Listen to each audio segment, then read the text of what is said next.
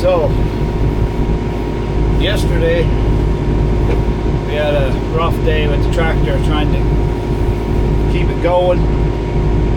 It was so cold that it took, I think it's 4 or 5 hours in the shop with the heat going, trying to get it thawed out and working.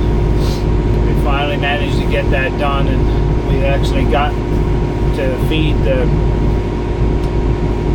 bale to the ram and that there. So anyway, that's all we did. We, after all day working at it, then we finally, like I said, we finally got it going. So this morning, another day. Temperature is a lot warmer. It's only minus 22 degrees Celsius there now, so that's quite a big difference. No trouble to feel it either. But so we had the tractor in the shop all night, left it in the shop, and plugged in. And this morning it seems to be running perfectly fine. So we hooked up the blade to it and stuff. So we're gonna go and take most of the day, I think, and just try to push some snow back and make some rooms for another batch of snow coming on Wednesday. We got another 15 to 20 centimeters coming on this Wednesday coming. So try to push some snow back to make some room, because a bit of a nuisance this year. We actually put the bales far back in the back field, and yeah, won't be doing that again. Let's just say that. It's especially if you get a lot of snow. I guess the last 3 years we never had much snow, only probably 4 or 5 inches, and we had no problem getting around, never plowed any snow at all. So went ahead and put the bales back there, and lo and behold, here we are with 2 feet of snow now.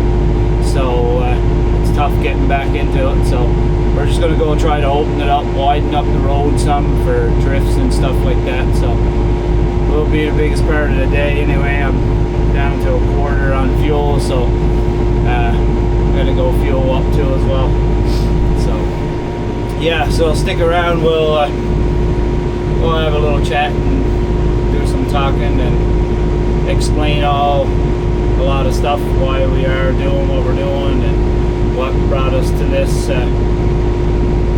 situation and where we are today and all that stuff, and some of the expenses we'll go through as well on that, what we've invested in here. And so yeah, if you're interested in knowing how we started, how we got going, and what we're doing and why we're doing it, then yeah, stick around, and we'll have a good little chat and answer some of the questions that you guys might have through watching some of our videos. So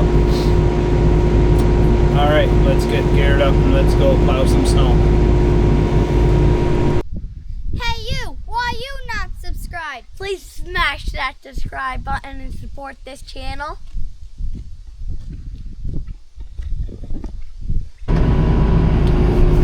So we're into the bales here now, plowing some snow, trying to widen this out a little bit for the drifts and that, for the wind that drifts across the field, so it doesn't snow in as much. So just trying to widen this out a little bit, but it's a couple feet of snow in here, so this little tractor's kind of hard pushing, but a little bit at a time we'll get it done. So get back to where we were started from, I guess, and said we were having a little chat about how this all came about. So I guess it would be appropriate to start off right from the beginning. I grew up in Newfoundland, a little small town, like 600 people or so, and worked worked the odd jobs around like you did, I guess, back then. And I never finished school or anything. Never graduated high school or nothing like that. Never had much money growing up, so dropped out of school early to go to work. Worked around fish plants and worked on the fishing boats and so on. Then got into the logging industry, got into cutting pulpwood in Nova Scotia, then so on. Then made my way into another different field of work altogether. I went into tourism. I went into kayaking around the coast of Newfoundland. Worked at that for a few years. Really enjoyed that. And worked with some great people. Got to meet some really good people too as well. And from all over the world. And so then, but still, it still wasn't much money in that. So you had to make way and get by the best you could. So in 2009, I gave up the tourism, gave up the kayaking, something that I really enjoyed, and to this day I still like it. I haven't done it in a few years, but anyway, it was a great job. And but like I said, in 2009 I moved to Alberta and went to work in the oil industry. And it was fun, I gotta say. It was way out of my league, that's for sure. But I enjoyed it nonetheless. I started out as a laborer in 2009. Met some great guys and met a lot of people actually from back home that I didn't know. And to this day, I've worked with them in Alberta, but I've never ever seen them in Newfoundland. So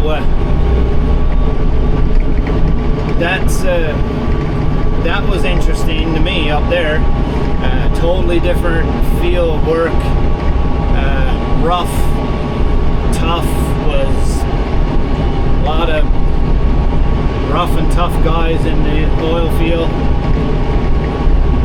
I worked for a contractor on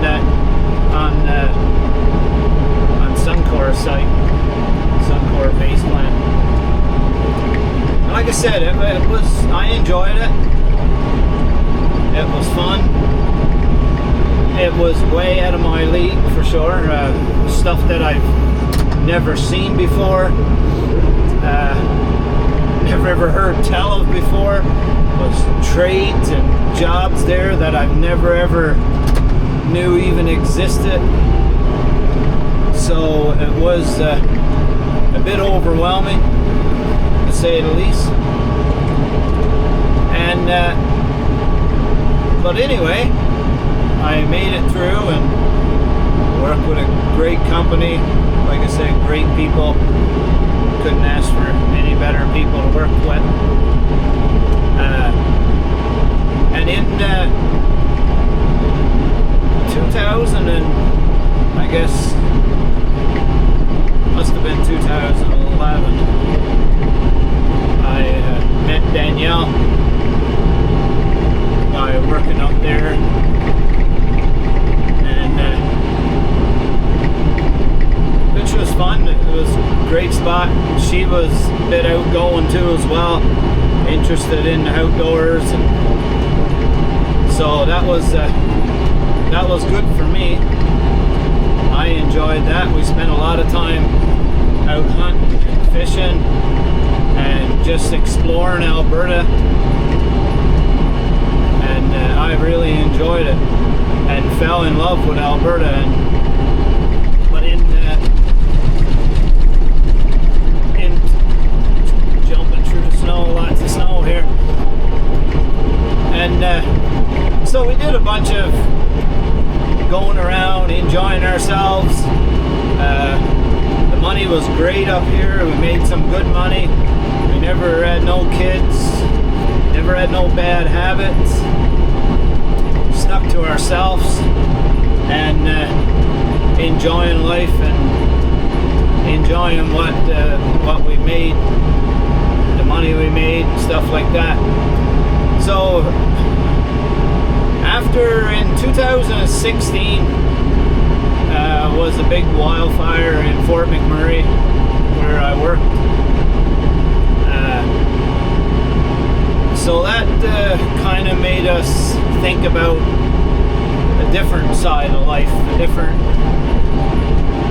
we were kind of like isolated up there, locked in that little town. So we decided to put away some money and buy our own little sanctuary, our own little piece of land. At that time, not knowing what we were going to be doing, didn't know we would be here, but we put away money, looked for a piece of land. We was actually looking for quite a while because I didn't want to jump on a piece of land. I wanted to make sure what I bought was exactly what I wanted, with no regrets.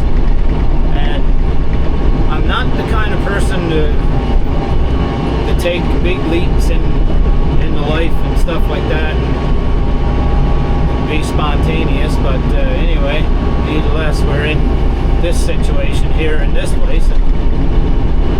But anyway, after quite a while, we end up some friends of ours that we know from work, from back home, and had a little small acreage, and they knew some of the locals around, and then ended up that they heard one of their neighbors talk that they were getting older and may think about selling their farm and stuff. So but anyway,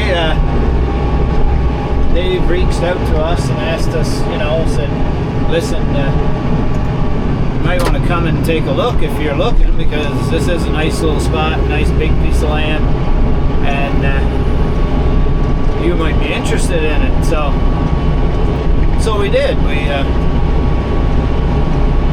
One day we took a drive down to their place, met up with them, hopped in their truck, drove over to their neighbors, and got introduced to the neighbors, and they were interested in selling. They never had nothing posted or anything like that. They just had an idea that they were getting older and sick, and it would be make more sense if they were in a place closer to the facilities of an hospital and things like that. So we asked for permission to come look at their property, look at their land, walk the farm, see what was there and what our plans was, and talk about it. See, so me and Danielle did that. We drove in the fields and parked, got out, walked around the fields, walked around the woods here a little bit, talked a little bit about what we wanted, what we were looking for. At this point, this was the first piece that we actually went and looked at, so we really didn't even know what we were even looking for, really. And so we talked about what we were interested in, what we wanted to do with the land, and went from there. So we liked the place. It lots of room. We're kind of like nobody around us. We're a mile or so. Our closest neighbor is about a mile, and so that was one of the big benefits for us. We wanted to get away from people as much as we can, just be on our own little piece. So anyway, we went back, caught up with the owners, and had a little chat and a little discussion on what their plan of who it was and what they were asking or thinking about asking and so on. So through all the little jigs and reels there, that we ended up putting an offer in on this farm, and that was in late in the evening. And lo and behold, at 8 o'clock the next morning, my phone rang, and this was the owners of the farm, and they said, yeah, well, we were up half the night thinking about your offer, thinking about you guys and stuff, and such nice people, and we'd be really interested in taking your offer if you guys are really interested in buying. So, well, I didn't know what to do. I was excited, but afraid, nervous. I didn't know what to do at that point. So we sat there, and I told her, I said, well, just give me a little bit and I'll call you right back. So anyway, I did. Me and Danielle talked about it, and we said, yeah, let's do it. Seemed like a very nice people, very nice place, and so we did. And boy, are we ever excited that we did. This place has been a dream. It's been everything and more than what we expected. And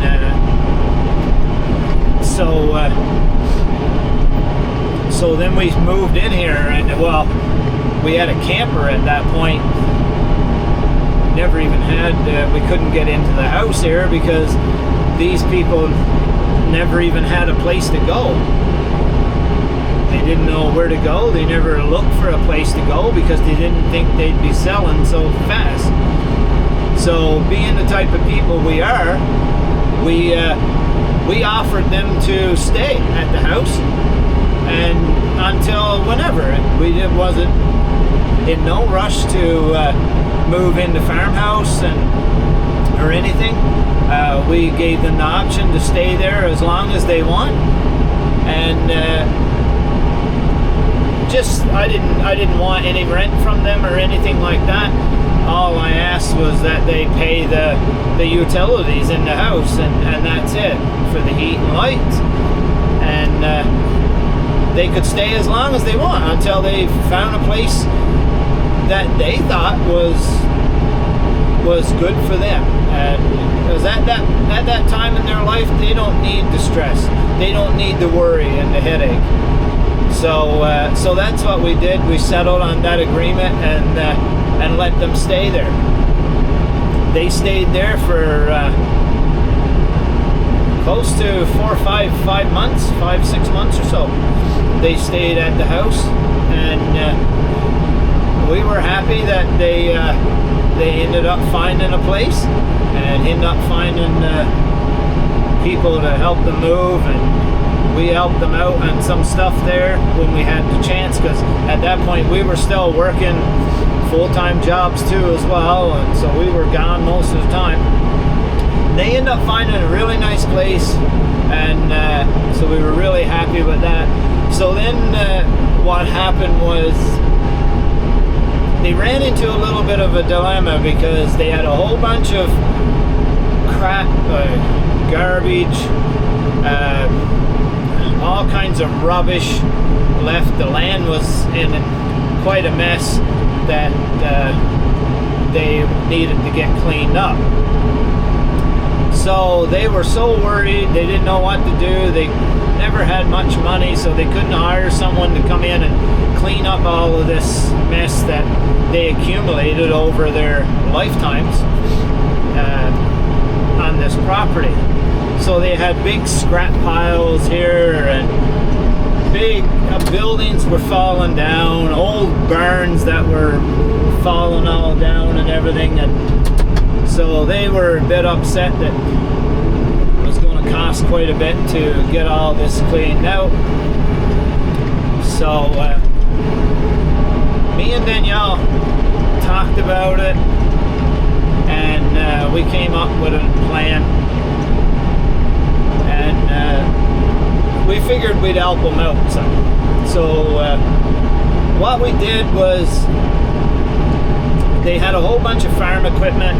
Some was garbage, some was usable, but you know, not the type of farm equipment that I wanted or needed at that point. So, but still, they were old people. They didn't need the worry and the stress and all that. So what we did was, I sat down with them, and I mentioned to them, I said, so all this stuff that's here that you're worrying about getting rid of, or so on. So what I did was, I said, I'll write you a check and I'll buy everything off you, and you just walk away, leave it as is. I'll take care of it. Because some of the stuff there, like he had some tools and stuff like that, some woodworking tools, and you know, that he never ever use again, so he'd have to try to sell it and stuff like that. So that's what we did. We ended up buying everything off them, and they walked away, leaving everything to us. So we bought the farm as is. We didn't know nothing about any of the plumbing, didn't know nothing about how the sewer was or how that worked or anything like that. There was a whole mess of scrap pile of steel, old vehicles, old skidoo, snowmobiles, motorcycles, all thrown in a pile. And I mean, it was humongous pile of old scrap steel and that. So over the next few years, then we start picking through all this little by little, and then we came up and we had a whole pile of stuff here that we didn't want. So then we just got in contact with a scrap metal company, and they come in and cleaned it all up for us, and took all the scrap metal. Now, I was just happy to see it go. So nowadays, scrap is a fortune. I probably could have sold it and done okay with money-wise with it, but at that point we were just wanting to get rid of it and get it out of the way. So we hopped in for the deal of him coming with the tractor trailers and the grapples and all that stuff, and clean it all up. So that's what we did. Got the whole area cleaned up. The wooden buildings we tore down ourselves and burned all the wood from all these old buildings that was there. So we kind of got situated a little bit. So then we're the type of people that we never just sat around doing nothing. So we wanted something to do, something interesting. So we talked about having a couple of animals here and so on. So that's what we did. We got ourselves a couple of animals. So the animals we went with first, we did a lot of looking into it, wondering what to do, what to get. We opted in and went with sheep. Just because the fact we didn't know much about cows, weren't familiar with cows whatsoever. They were big and intimidating to us.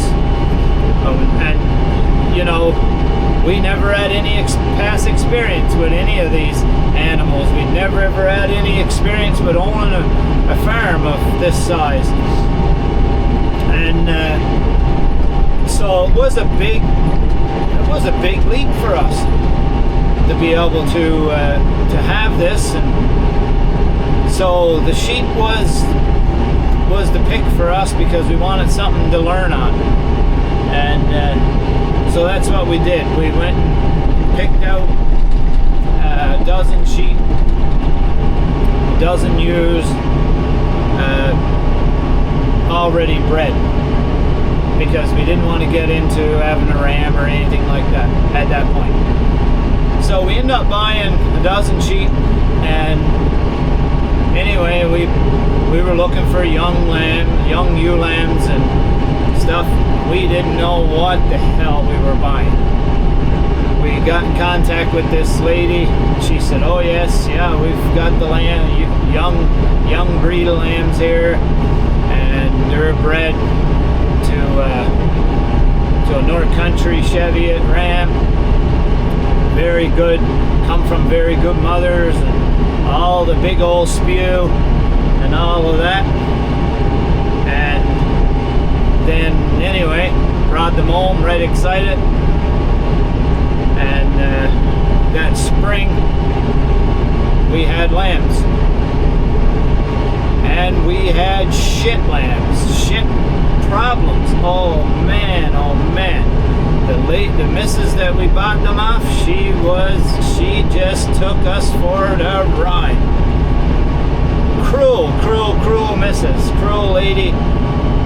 Never recommend her again. I would never buy a glass of water off her again. And we told her our old spew that we were new into this and all this. Should not have done that. She really took us through the ringer. She just raped us with all this sob story, all these great ideas and great sheep that she raised and produced, her and her husband. And yeah, well, she's a friggin' liar, because her sheep was shit. We had shit lambs, shit ewes. Everything about them was just a nightmare. So after the first year, all kinds of trouble with the lambs. We had lambs coming backwards. Everything going wrong that could possibly go wrong. We had it. We had mastitis. We had premature lambs.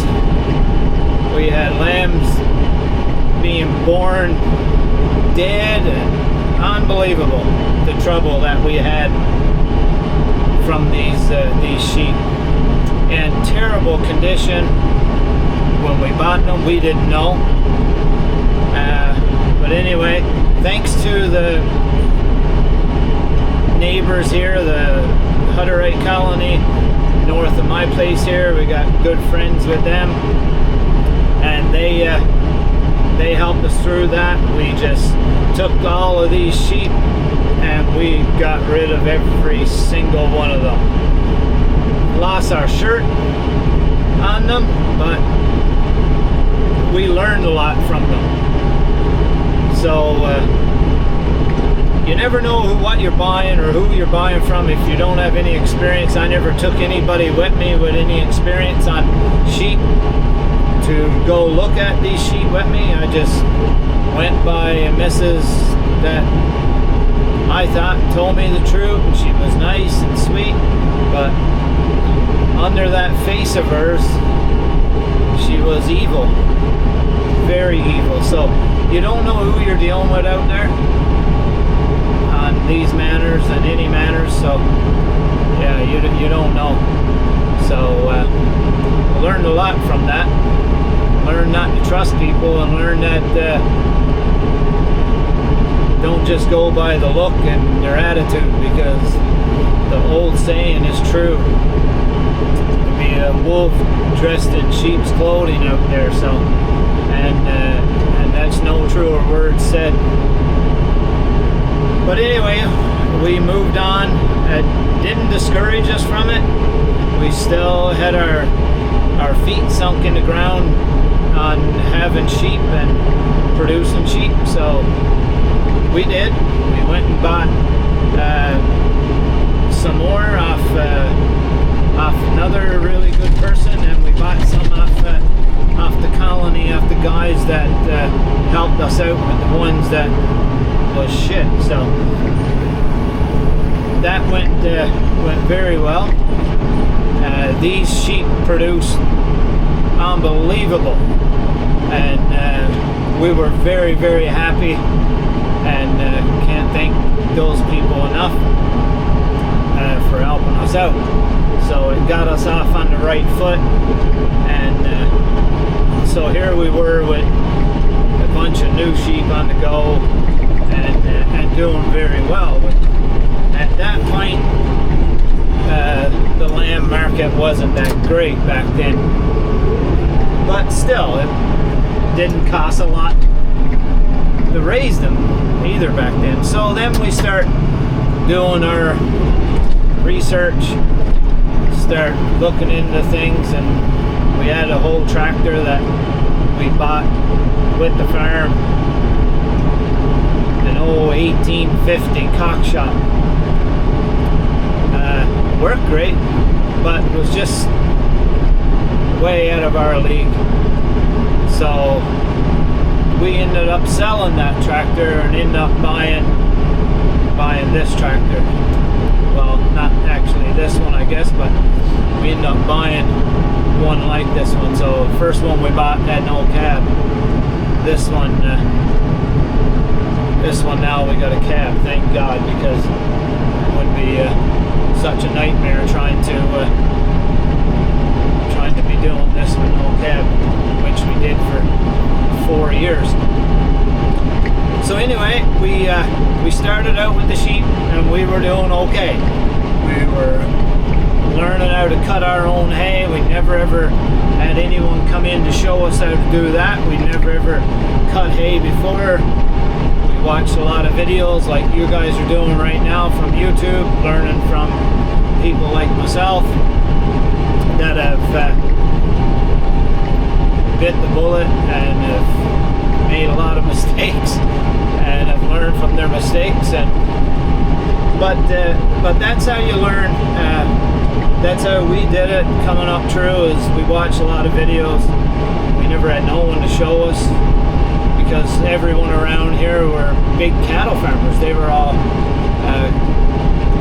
had cows, all Angus, Simmentals, and all the big well-known cattle breeders. So anyway, we learned on our own, and we made it through. We've spent a lot of money, and this stuff is not cheap. I'm telling you, you make a lot of mistakes, it costs you a lot of money. This tractor right here, this tractor have cost me, I'm going to say 2.5 times what it is to buy this tractor, because we screwed up. We bought one that had no cab first, like I just said, and you know, it wasn't, the tractor wasn't that expensive back then. The economy wasn't gone to shit like it is right now, and you know, this was a Kubota 7060, which is the 72 horsepower. We bought it, first tractor out the door, no interest, no nothing on that, on that size of a tractor. No taxes on that after you pass 60 horsepower. So we paid I believe it was $61,000 Canadian dollars out the door, which was very, very good price for a tractor, but it had no cab. So we end up paying for that tractor, and we took it out for 5 years, paid it off, sorry, no, we never paid it right off. We paid it out for 4 years, and on the 4th year, we had enough of this minus oh my god temperatures, minus 40s, minus 30s, out in the cold, bundled up. So we decided to trade that tractor in on another one, which was this one.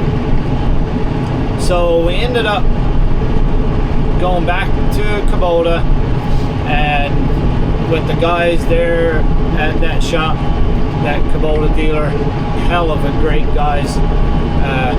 Recommend them every day of the week.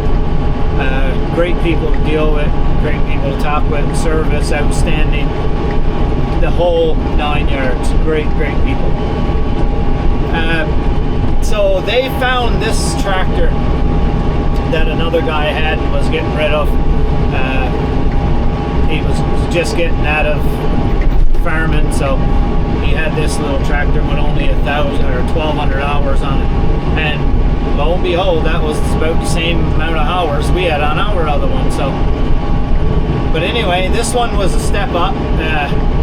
This is the M4 Kubota, step up from what we had in comfort wise, let's say.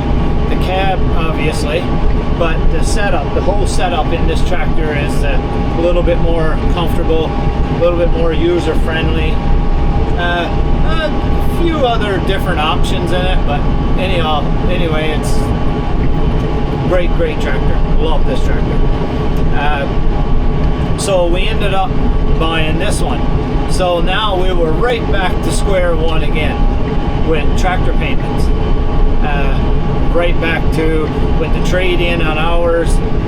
We ended up getting just a little over 40,000 for the other one down on this one. So this one was more expensive, obviously, with the cab and the upgrades and the economy gone to shit. So this one was a little bit more. This one was 100,000 out the door. So yeah, so we're back to square one again on tractor payments. And but I didn't mind it because we're still working great jobs. The farm is now bringing in a decent income over the years. We're making enough off the farm here to pay the payments on this tractor. They're pretty darn close anyway. So with that being said, a great buy, and love having this tractor for them reasons. So, but we ended up with more sheep over the years. We've kept back a lot of our ewe lambs, expanded the herd. We've reached about 120 at one point. Here, 120 lambs or ewes. At one point, we're not there now because we still cut the herd back. It's where both of us are still working full-time jobs. That we was just getting overwhelming with so many sheep on the go, having to have someone come over and feed every day or every couple days and so on, and looking after the place for us. So, but still, our friend, he's our neighbor. He comes over. He's retired. He wants something to do, a little bit of an hobby for him.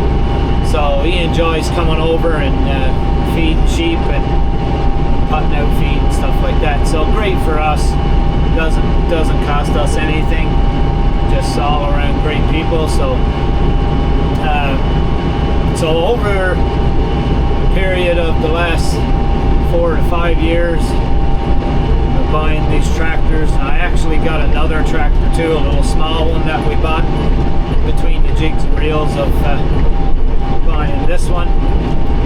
So we got a small one, brand new Kubota, and I think it's a 35 horse or something there.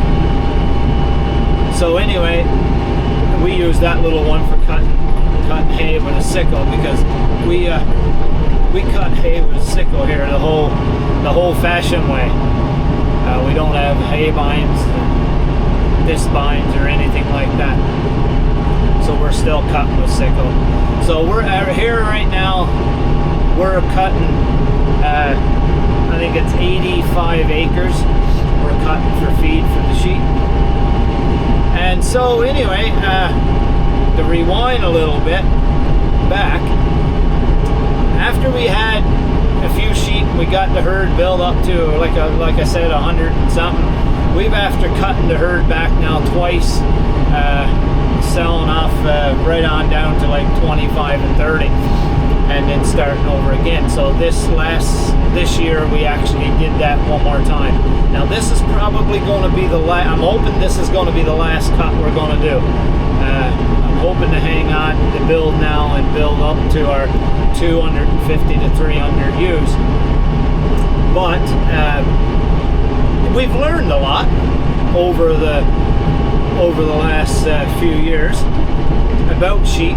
Learned a lot about raising them, and like I said before, we didn't know anything about feeding animals, on what to feed or how to feed it. And like I said in previous videos before, our biggest obstacle was knowing the different types of food and knowing what their needs were, and protein levels and all that stuff for all different kinds of grains and legume mixtures. So we were cutting our fields here and trying to get the right mixtures for feed. So in the meanwhile of learning all of this stuff, the price of everything started going crazy, I guess you call it, because that's the only way to call it. It's crazy. The prices of things now are crazy. So we ended up buying, once we got a little bit more experience, and we met a few people here around close by with cows and stuff like that. We actually went and bought a few cows. So I ended up meeting a guy, found him online, that was selling some Simmental not far from here, some Simmental and Angus cross. Looked like very nice cows, looked very, very quiet. So anyway, I asked around, and a few people knew this family, knew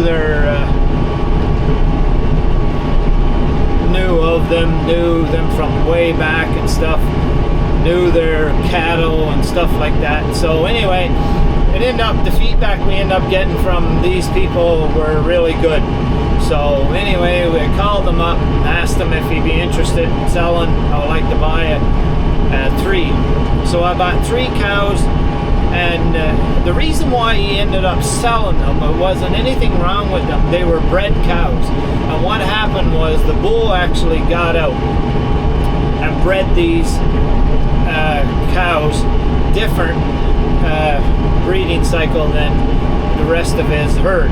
So it was a bit of a pain in the ass for him to have to change everything to meet those needs for these few cows that the bull got out. So anyway, which the calving dates on these cows worked perfect for us for our lambing dates, because we lamb the time that we used to lamb. So that's why we were interested in them. And they were third calvers, so they were into their 3rd year, or 4th year, I guess, because they would have had a year dry before breeding. So we bought them, went down, met with them, picked them out, went out amongst the herd. He had 100 or so cows there. We went out and picked them in the middle of the herd, and and I thought it was pretty nice, because he fed just previously when we came there to look at them, and when we went out, the cows were all feeding, and you could walk through them, touch them, smooth them down, and I couldn't believe it. I've never seen cows so tame like that before, such big animals and stuff like that. So we were there a good hour and a half talking with them and stuff, and laughing and carrying on, and we were telling him about how new we were to all this, and he's like, man, you know, you guys are seemed so excited over it and so on. So anyway, we ended up buying these cows off them, and we were really excited. Brought them home and put them in the pen. Kept them pinned up for a week or so, feeding them, hand feeding them, pail feeding them, and then they turned out to be very nice. We ended up buying 3 cows off him, and anyway, he brought 2. He delivered them. He brought 2 cows to us, and the third one that he brought to us, when we backed up to our chute, it got out of our chute, got out of our field, and we lost it. We lost the cow. We had the cow. It went in the woods, because I live in the woods. I live in the bush. It's no one around me. I live in all crown land around me. So, yeah, it was crazy. We lost the cow.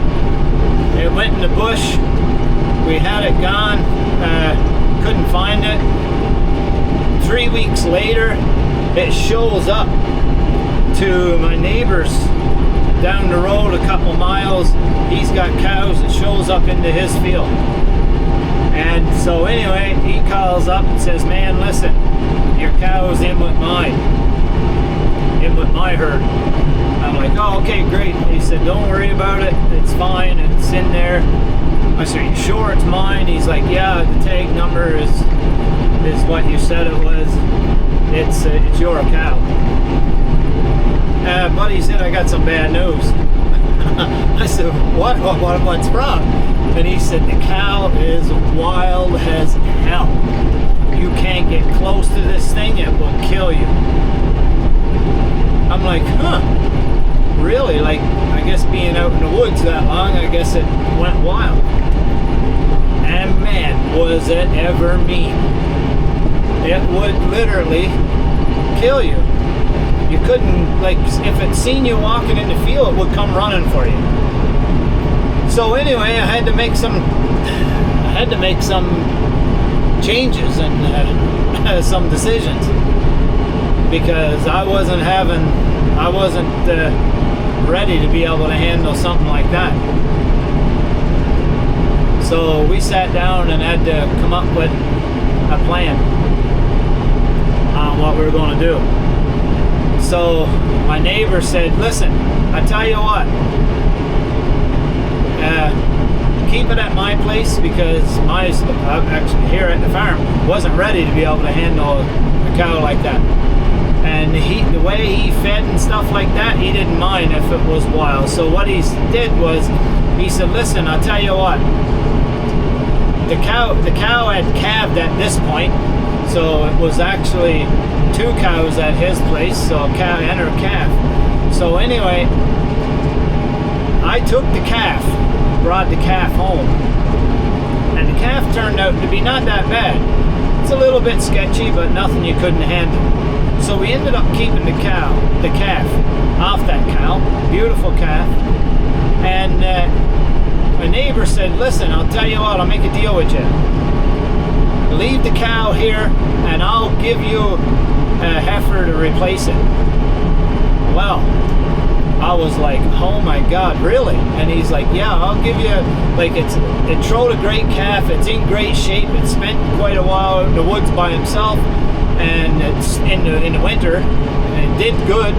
So body condition stayed wonderful on it, even though it was feeding off sticks and shit. So anyway, he said, and if it gets too wild, I'll just sell it. I'll carry it to the sale and sell it. And that way then you ain't got to worry about it. You won't be killed from it. And I'll do that. So I was so grateful. And so that's what he did. He gave me another effort. And that one, the effort wasn't that great that I got. But anyway, we ended up getting the calf off that heifer and so on. And I got the calf off it and stuff, but you know, it is what it is.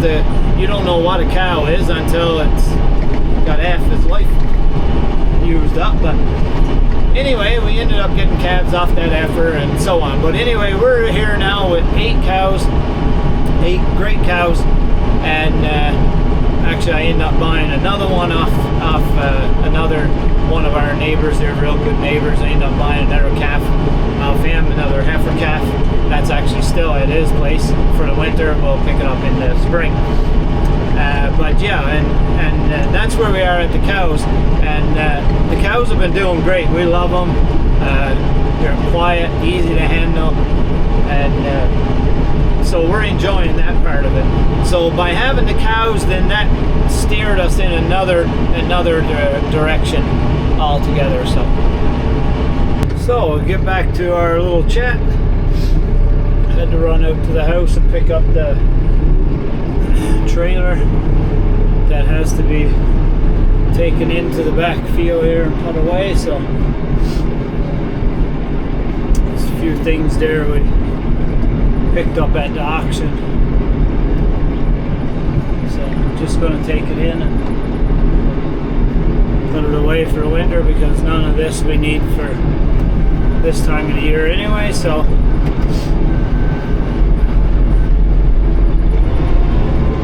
we'll take it in there.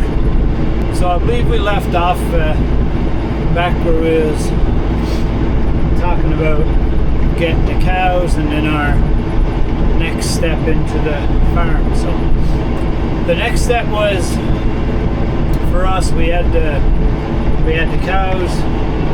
We were giving ourselves a good supply of beef here. So obviously the word of mouth got out that we had beef. So all of our friends at work and places like that wanted beef. So then we had to look into regulations for supplying beef and lamb.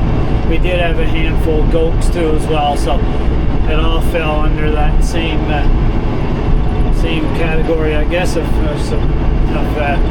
selling direct to the customer. So we looked at it, sized it up, and there was a decent market there for it.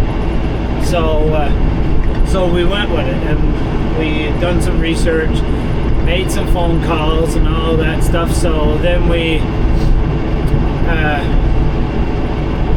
got into the idea of building a little slaughterhouse, a little butcher shop, as you may call it, right here on the farm. A place where we could kill the animals and process them right here on the farm. So by doing that, then we had to get into a whole different set of rules. Then we had to get involved with government regulations and stuff like that, which I didn't want to do it. I hate sticking my nose into anywhere the government is. Not into politics or anything like that. So just try to live my own life. But in order to do this, we had to get in contact with the government and do an on-farm slaughter operation in order for it to be done legit. So, and we wanted to do it right. We didn't want to go and be selling stuff off the farm that wasn't legal. So anyway, we start setting up for on-farm slaughter license.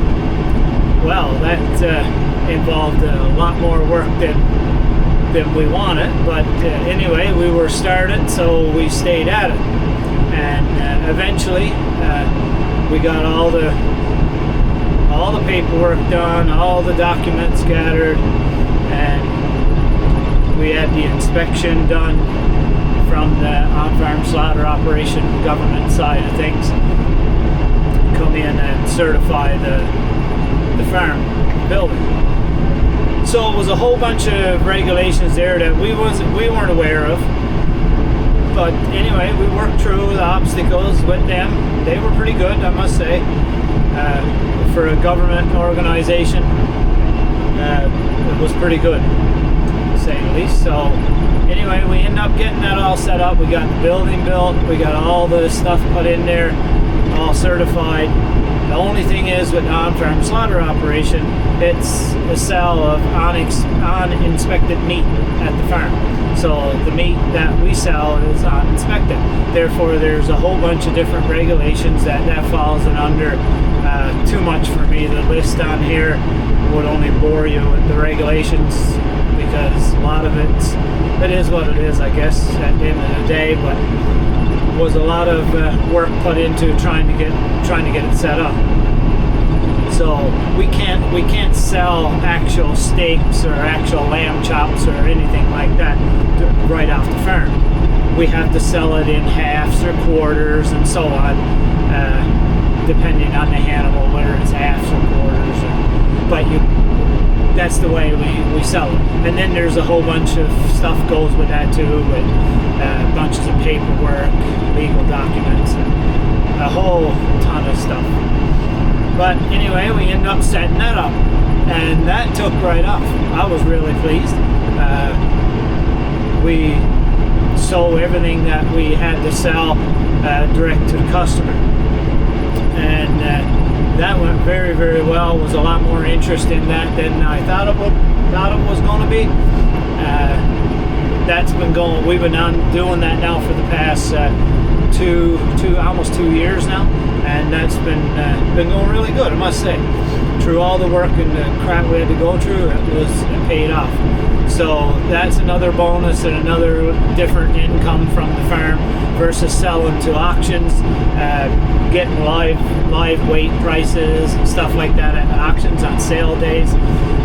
Now, we don't get me wrong, we still sell some products to the auction as well. There's no way we can sell 100 sheep locally.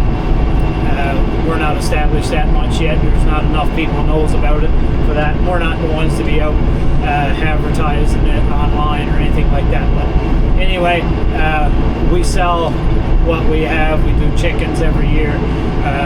We sell a whole bunch of chickens and stuff like that. So yeah, on that part of it, it's been going really, really good. The products that we sell, top quality. No antibiotics, no needles, no vaccinations into these animals at all. It's just chicken is chicken. It's beef is beef, pork is pork. It's no in between. There's no additives. There's no nothing. The grains we feed on the farm are directly right off the farms here, and so it's no stuff introduced to them. Just give me a second. I gotta try to turn this trailer around in here. Hopefully I can get it turned around without tearing everything to pieces. So we've been doing good with that, selling quite a bit of that stuff. That's been going really, really well. I enjoy that, having that customer contact. They're selling directly to the local.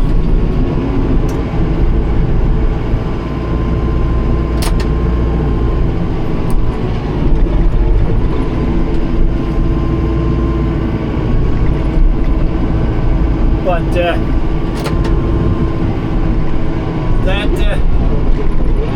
that just opened doors for us again, for another different income off the farm. So was pleased with that too as well. That was another income from the farm that we weren't thinking about. So that was good.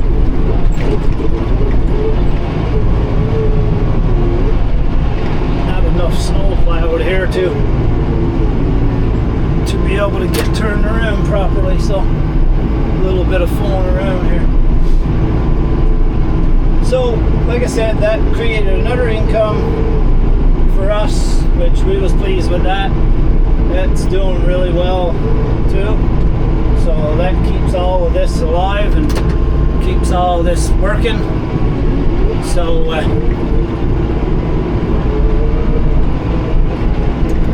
we're happy with that. So now we're just trying to keep everything running, keep everything going, feeding and doing our thing here.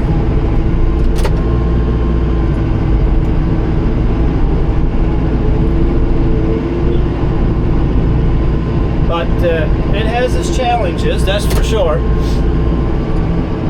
And it's not for the faint of heart, trying to do all this. Especially for two people that never ever had anything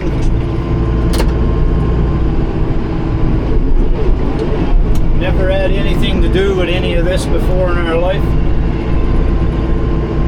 Man, it's hard to back up in here. When this snow is pushing me all around. And I've got a big drop off on this side of me here, so.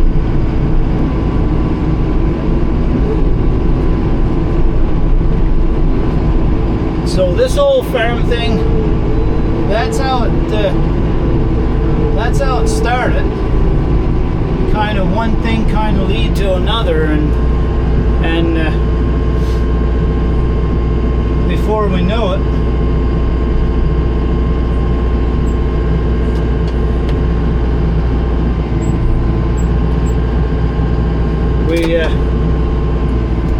we're into where we are today. And we start building up around here, building our stuff a little bit at a time, trying to do things that we thought we might need around here and stuff like that, like buildings and stuff. So it's been a learning curve the whole way around, I guess you want to call it.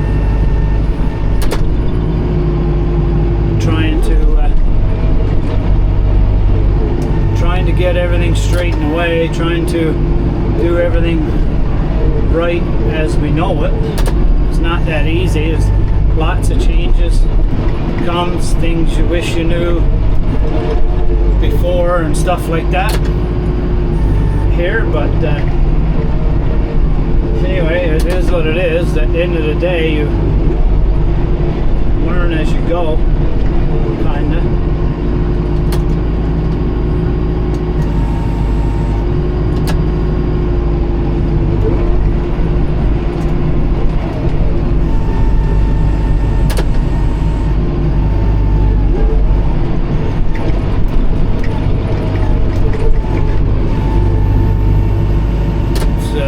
Every day is a new day here, trying to figure crap out and stuff, trying to get it right.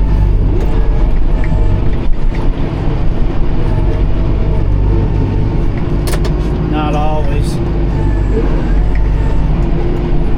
goes as planned, that's for sure.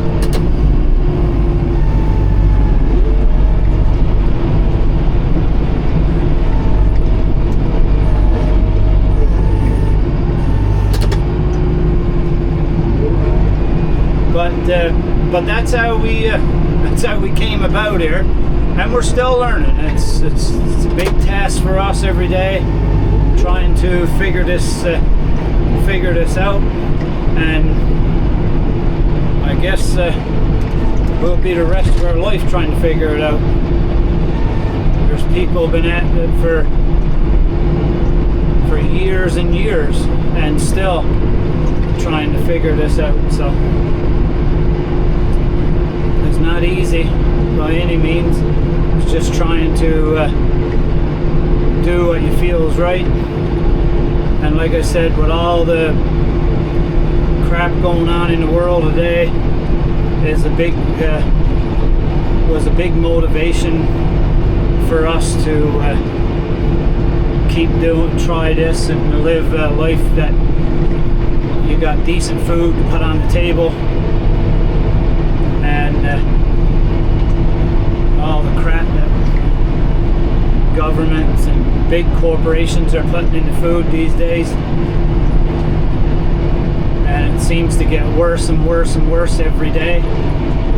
But it's so funny because the average person is not allowed to sell quality meat, but they can sell all kinds of garbage with all kinds of stuff pumped in it, all kinds of chemicals pumped into it. But God forbid you'd sell somebody a steak from the farm. And a lot of it comes down to the stupid kind of people, I guess, we have in this world today, that think that everything comes without work.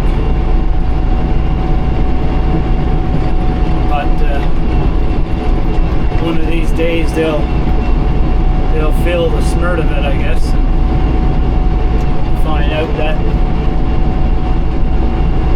the farmers was the right ones in the first place. Instead of trying to kill everyone, they were trying to save everyone. But it's a crazy world. Seems like everyone wants to buy stuff that's not fit for them to eat. I think they go around looking for stuff to kill themselves, but anyway, whatever it is. There's nothing we can do about it, really. Sit back and watch it unfold, but that was a big part of trying to grow our own food, live our own life, and do what we enjoy doing. So at the end of the day, we can't take stuff with us once we go into the ground. That the money we had in the accounts or what we had built around us not worth anything, especially when you have no one to leave it to. We don't have anyone to leave anything to, so we might as well just enjoy it ourselves, I guess. So I definitely ain't leaving it for some bank or corporation to enjoy. That I do know.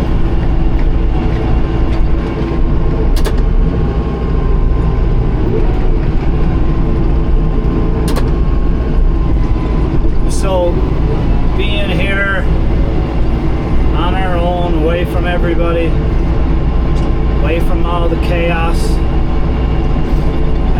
is the type of life that we enjoy being in. So every morning we wake up, be thankful of what we got around us, and be thankful to path the chosen in life, and I guess that's all you can be thankful for in our situation, I guess.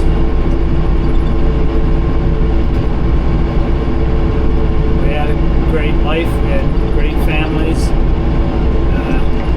very supportive families, so that goes a long way. So we got a bunch of snow cleared today, had a good little chat